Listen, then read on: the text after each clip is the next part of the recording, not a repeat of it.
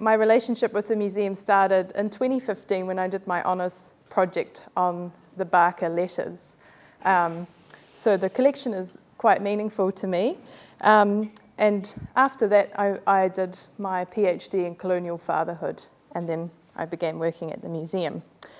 And the collection is not only meaningful to me, of course, but also to the history of Canterbury. And the collection encompasses items related to the Barker family, as Jean mentioned. So, Alfred Charles Barker and Emma Bacon married in London on the 1st of July, 1845. Both came from reputable merchant families, and before migrating to Canterbury, Alfred had practiced as a surgeon at Matlock Bath and Rugby, which is not far from Birmingham, for 5 years.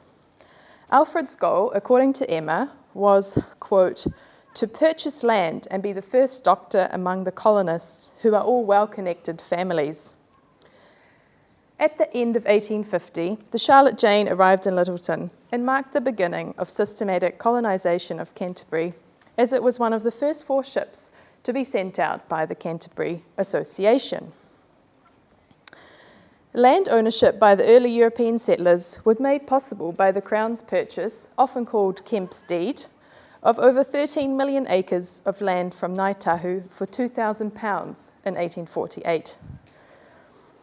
The exact area included in the purchase has been contested, and the Crown did not meet their agreements where reserves, mahinga kai, which are food gathering sites, access to sacred places such as urupa, which are burial grounds, and the building of schools and hospitals were concerned. And Ngāi Tahu made its first claim against the Crown for these breaches in 1949. On board as cabin passengers on the Charlotte Jane were the Barker family, Emma Barker, who's pictured there before her departure to Canterbury, and Alfred Charles Barker, and their 3 young children, Richard, Samuel and Arthur. Alfred had been selected as the shipboard surgeon, and the journey was not an easy one.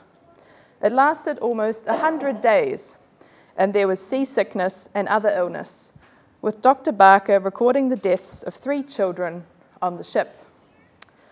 The Barker children had boils and diarrhea. There were rodents and cockroaches, and to top it all off, Emma was pregnant as well. Nevertheless, the Barker family felt compelled to undertake such an arduous journey. They reflected the ideal qualities of prospective inhabitants of the Church of England settlement. The couple were young, Anglican, respectable colonists, eager to become landowners and improve their situation. The Barker collection, cared for by Canterbury Museum, contains a great number of letters, photographs, and personal artefacts related to the Barker family that provide an intimate insight into the development of colonial Christchurch and its people. A search on our database for items related to this collection comes up with over 4,000 results. And I would encourage you to have a look on collections online as well, because a lot of the photographs are on there. And if you search the collection itself, the Barker collection or AC Barker, they will come up. And I was just reminded by Rachel, that the Barker family made a generous donation to us so that we could digitise those photographs. So I would really encourage you to have a look. And today I will tell you the story of the Barker family and highlight some of the special objects in this collection. The collection is perhaps most well known for AC Barker's photographs, which provide an excellent insight into colonial Christchurch. Prior to his photographs, of which we have over 600, taken between 1858 and 1872, the only pictorial sources we have available to us are paintings, drawings, and hand-drawn maps. So that really highlights the significance of these photographs. I will highlight some of the photographs of colonial Christchurch for you first, but as a historian of family life, I will also use the photographs of people alongside family items and letters to illuminate aspects of Pākehā domestic and family life in the 19th century colonial period. And this is also to acknowledge the significance of Emma Barker and the Barker children to the collection, since in the past they have perhaps been a bit overshadowed by Dr. Barker's photographic contributions. So I will turn to his photographs first, before looking at some of the items associated with family life. And that's Dr. Barker there with his camera. So Barker established the first medical practice in Christchurch beside the Avon River in a tent-like shelter that he named Studding Sail Hall. And I'll talk more about that later. Following a spinal injury and Emma's untimely death in 1858, he ceased practicing medicine. And one of the problems about being a doctor, according to Barker, was that people did not pay their bills on time. He turned to taking care of their children alongside the family's long-serving governess, Anne Bowen. As well as developing business investments, he also enhanced his skills as a photographer, even building his own mobile buggy darkroom, as well as a darkroom at his house on Worcester Street. He captured landscapes, people, architecture, and events, with largely immaculate recordings of dates, times, places, and names, suggesting that he was aware that he was recording history in a sense as well. He took portrait photographs of both local Pākehā and Māori. And it is important to note that many of the photographs he took do reflect the colonial attitudes of the time. Overall, the photographs and the rest of the collection give us a remarkable source for researching the history of colonial Canterbury. And here is an example of a family photograph that he took of the Clogston family. And there are a lot of examples similar to this. And now I'll focus a little bit more on the photographs he took of Christchurch. So this is a panorama image he took of Christchurch in 1860, comprised of 18 individual photographs. Alfred took these from the top of the Canterbury provincial government buildings over the course of 5 days. Panoramic cameras were patented in the 1840s, but were not available to Barker at this time. And you can imagine how much work was involved in making sure the angles of the pictures all lined up. And some of them don't quite match, and of course the weather is different in some of the photographs. But it is a really invaluable source in demonstrating how the city of Christchurch developed. And so we've put them all together on our website. So if you have a look on our blog section of the website, you can zoom in on that image and have a really good look.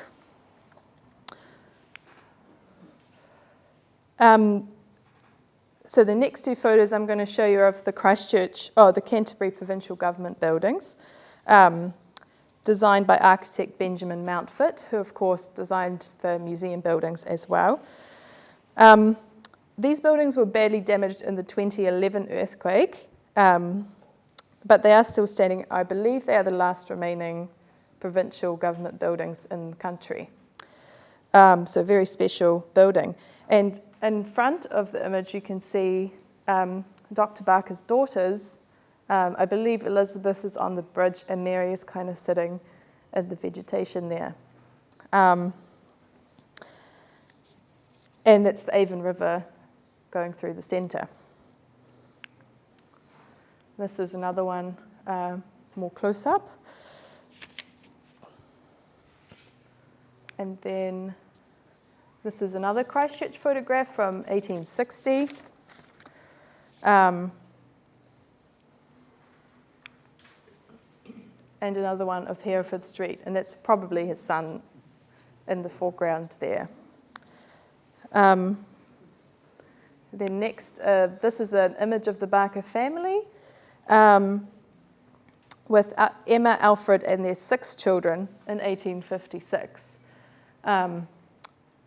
By 1858, the Barker family had 8 children, Richard, Samuel, Arthur, Sarah, Elizabeth, Mary, Francis, John, and William. And as I mentioned, sadly, Emma passed away in 1858, 5 weeks after the birth of her 8th child. The topic of childbirth compels me to go back to Studding Sail Hall.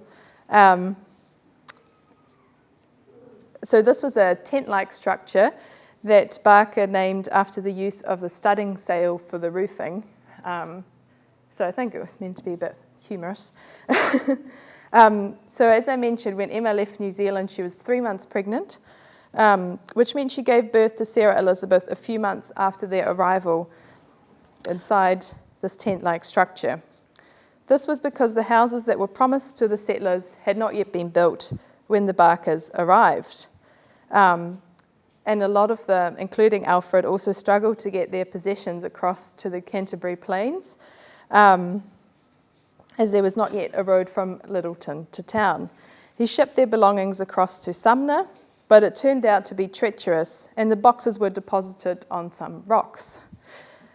Alfred eventually got the possessions to town and built Studding Sail Hall, complete with wooden floor, and the family moved in. The structure functioned as a temporary space until their house was built, but it was quite prone to flooding. This must have been difficult for Emma, especially since she was pregnant. And some of you might remember that, also these are drawings made by Barker, Alfred Barker. And some of you might remember in the old early European gallery at the museum, we had a replica of Studding Sail Hall, which captured what it might have looked like of both the outside and the inside. And the person who made it used the original drawings that Barker did to make sure it was really accurate. And I found out recently that we had, so this is the interior of it, which includes some of the Barker collection items, so I'll come back to that. And recently found out that we had an even earlier replica of it that was built for the museum in 1950, when the museum opened the Canterbury Colonists exhibition to mark the centennial of the arrival of the first 4 ships. And they also used the drawings that Barker did. So that's it in the centre there. So as I mentioned, the replica contains some collection items, such as Emma Barker's sewing box, which is a wooden box in the form of a cottage that contained her sewing materials. And she brought this with her on the Charlotte Jane. Sewing was an important domestic skill for women at this time, and that was across the class spectrum. Although in England, middle-class women like Emma would have been expected to do embroidery and decorative needlework, the hard graft of mending and sewing clothes was often left to servants or working-class women. Upon arriving in Canterbury, however, Emma, like many middle-class women, found that servants were hard to come by, largely due to a lack of unmarried women. Although the Barkers did have servants, Emma would have likely found that her sewing skills were needed more often than in England. This was also because fabrics and material could be difficult to come by. Domestic tasks were also important to colonists who saw them, and the women who completed the tasks, as a civilizing force that would help build up the fabric of an ideal society. And the historian Jock Phillips wrote about the sewing box in his recent book, and he also pointed out that the work box is shaped like a house, and as an English cottage, really, so it might have served as a reminder of home for Emma and the Barker family. And this is the sewing box is on display at our pop-up museum at the moment, if you want to go and have a look at it in person.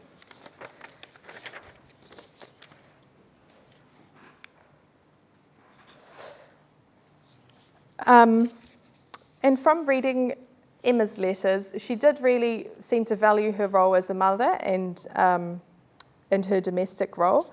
But as I mentioned, she did also have servants, which would have helped a lot. And what is interesting is that there's evidence that both Alfred and Emma really found this idea of making a home important. This is a photograph of a framed fireplace screen in our collection, featuring a Berlin wool-work falcon surrounded by flowers, which was made by Emma in the mid-19th century. And it would have mainly served as a decorative function in the home, highlighting her role as a woman. And the next photograph shows the fireplace screen in the corner in their drawing room, where it would have been stored and used. And the drawing room was really the heart of the home, where people would be, you would entertain people, you would chat and relax. And photos of domestic interiors from this time are quite rare. So this photograph, I think, really highlights Alfred's desire to document it and their idea of making a home. And of course, it's always lovely to have the object itself in the collection and an image of where it would have actually been used. Another really special item connected with Emma Barker is this brooch, which is a recent donation into the collection. And I think that's important to note as well, as these, the Barker collection, the items have been coming in over time into the museum. So this was donated in 2020 by Pam Bosworth. And she is Emma's great-granddaughter. So the brooch was made to mark the death of Emma's mother, Mary Bacon, who died in London in 1856, aged 66 years. Its main feature is a styled piece of Mary's hair, which is surrounded by gold and tiny pearls and an elaborate jet and gold frame. It was likely sent to Emma by her younger sister, Jemima, as a token to remember their mother by. And you can imagine being all the way over in New Zealand and having your mother pass away in England and not really being able to go back or even talk to any of your family members about it except through letter writing. So this was kind of a way to bridge the distance between the family members. And Alfred also took this photograph of Emma actually wearing the brooch, which again is quite significant. And if anyone is interested, fellow curator or senior curator Julia Bradshaw and historian Lyndon Fraser have written an article for the museum records on mourning jewellery, which also has, they talk about the brooch. Oh no, I don't think they do, because they wrote the article before the brooch came in, but it does discuss other mourning jewellery. So this was, it was quite common at the time to use hair in this way, essentially.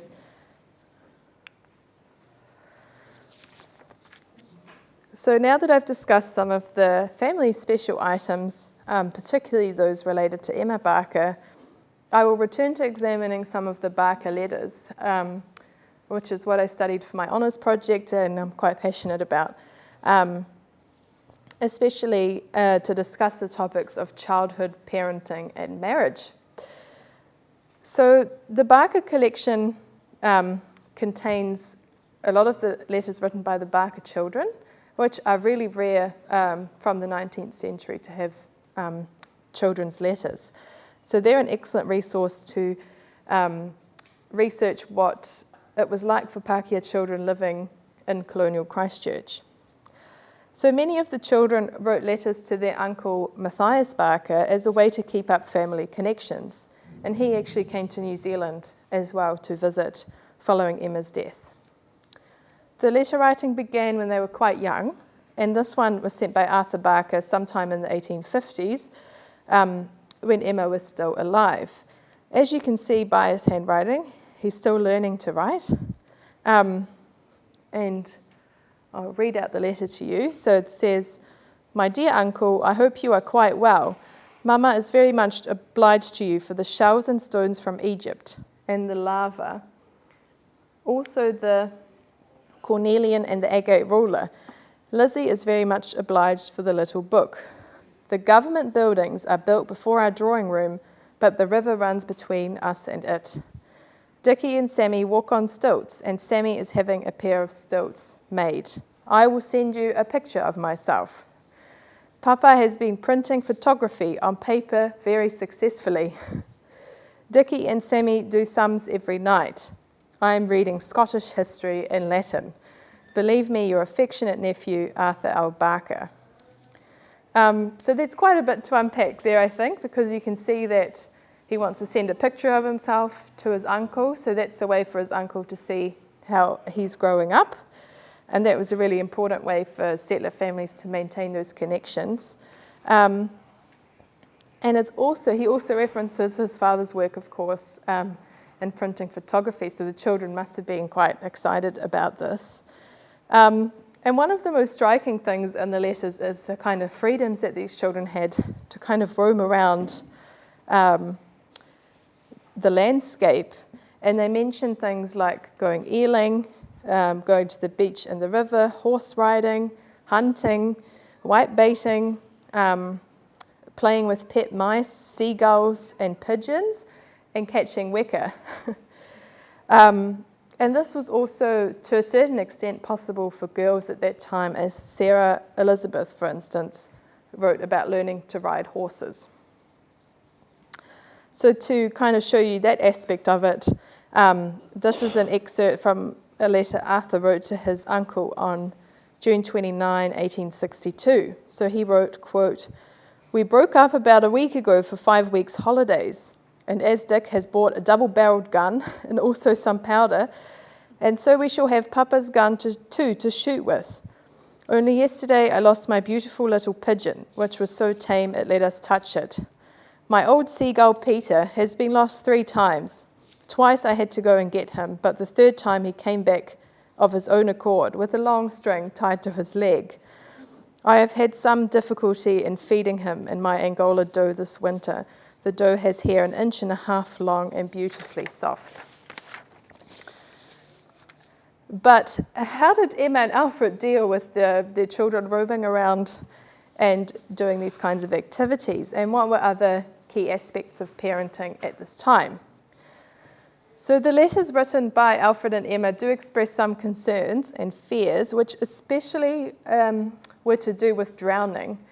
So as you could hear from Arthur's letter, they lived quite close to the Avon River, and that was kind of a constant concern that the children would go too close to the river, and Richard almost drowned. Alfred wrote about Sarah Elizabeth's character and noted that she was, quote, "a darling child and as mischievous as she is inches high. If she is not watched every moment, she is off down to the river, to the normal discomfiture of her anxious mamma." And when Richard nearly drowned, he wrote that, quote, "he got no worse than a severe fright, which I hope will teach him wisdom." So Alfred was also a bit worried. And I think, probably after Emma's death, you do get the sense that he did allow them perhaps a bit more freedom. But and children did, in general, have a lot of freedom in Christchurch. But Emma was a bit more concerned with trying to stop them from being too colonial in their habits, which was quite a concern for the middle-class migrants who came to New Zealand, and they were concerned with respectability. So Emma wrote that she endeavoured, quote, "to keep them from being colonial or vulgar in their habits," which meant that they didn't necessarily associate with many children, so she wanted to kind of carefully choose what companions they had. So she kind of hoped that the outdoors would not roughen them up too much. So they should still learn their manners, say their prayers, and wear tidy clothes. And part of this line of thought is also reflected, of course, in the settlers' desire to tame and civilize the landscape that they settled on. And the letters of Emma and Alfred also expressed the love that they had for their children. And Emma especially highlighted the role of women in children's religious upbringing at this time, especially hoping that religion would instill certain morals in their children. As she wrote to her sister Mary in 1855, quote, "My only hope rests in the grace of God and giving them as much religious knowledge as we can." And when she discussed her son's future in 1856, she expressed her hope that, quote, "they will grow up good boys, fearing God," unquote. She also articulated her wishes for her daughters, praising infant Mary's gentleness and love, as well as her concerns. Quote, "Sometimes I feel a little fear lest she should grow up too tender and delicate. I hope God will bless her indeed," unquote. And overall, Emma's anxieties about her children were an expression of her love for them, and she really derived enjoyment from her children and loved them dearly, despite being despondent at times about the separation from her extended family. As she noted prior to leaving for Canterbury, quote, "I dread the loss of a child extremely. Having once nearly lost Sammy, I shall not soon forget it, and every one I have seems to increase my feelings to all of them." Alfred did write less about the children, but he expressed concerns about financially providing for them, which was a key aspect of fatherhood at this time. So he solicited his father for money a few times, but in 1851 he wrote that he might otherwise have to sell a few acres, quote, "to get bread for our little ones," unquote. So that type of language might have also been to compel his father to give them some money. But his affection for the children is evident. After Sarah Elizabeth's birth, he wrote, quote, "She is a sweet child with long dark hair and blue eyes," unquote. And there's also instances where he was quite concerned when the children got ill, which makes sense because he was a doctor. And following Emma's death, Alfred likely took on a much more prominent parenting role, but as I mentioned, Anne Boleyn was also there. But he didn't always find this easy. He expressed that the children gave him much comfort in his later years, although he occasionally lamented Emma's absence. He mentioned that, quote, "Lizzie grows a great tall girl, sorely in need of a mother's care," unquote.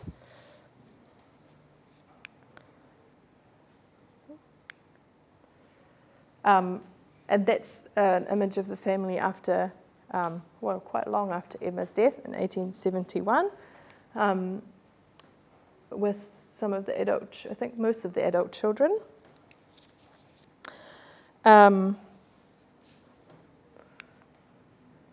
then also he took some quite intimate images of the children when they were young, which I think also demonstrate kind of his role as a father. And he passed on his passion for photography to his son Samuel. We also have a number of his photographs. And the memoirs of his daughter, Sarah Elizabeth, suggest that she was also involved in photography. And that's a lovely photo of Alfred with his son, William.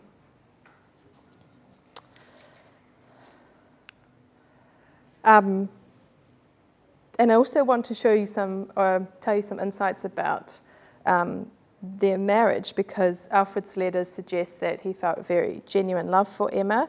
It is difficult for historians to know more about the day-to-day aspects of marriage, of course, especially since seeing as a couple lived together, they weren't necessarily writing to each other unless one was travelling.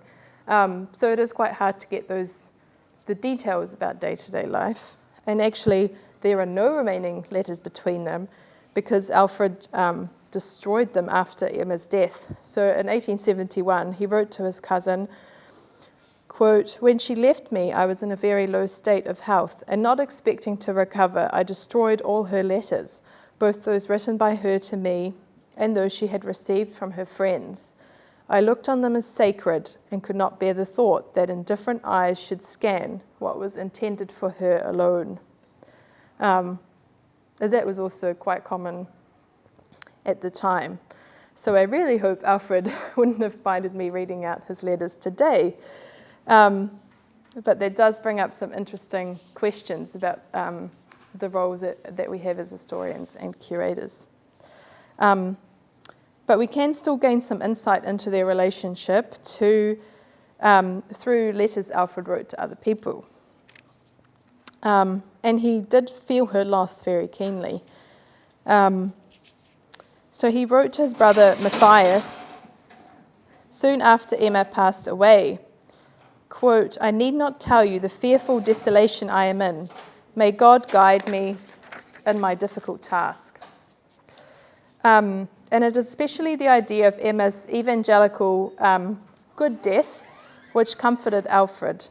This meant that she was at home, surrounded by her loved ones, and, quote, "through all the trying times she was upheld by her Saviour's love," unquote. And he took a photograph of Emma's peaceful expression after she died, which again, fairly common at the time, if you could afford to take photographs. Quote, "as the happiest memento I could have of one so well deserving of my deepest love." Nearly 10 years after Emma's death, Alfred wrote to Matthias, his brother, of his loneliness and the grief he still felt about Emma. Quote, "I wish I could see you all again, but I fear it is impossible. I sometimes have the longing to revisit old haunts once more very strong upon me. I wish we knew whether departed spirits can or cannot revisit the spots they loved on earth. I fear not, otherwise how I should long to be at rest. As I sit in this room, the little drawing room, I can almost fancy dear Emma is standing by me as in days long gone by. Now nearly 10 years, and the hopeless longing feeling seems to surge over me in my loneliness.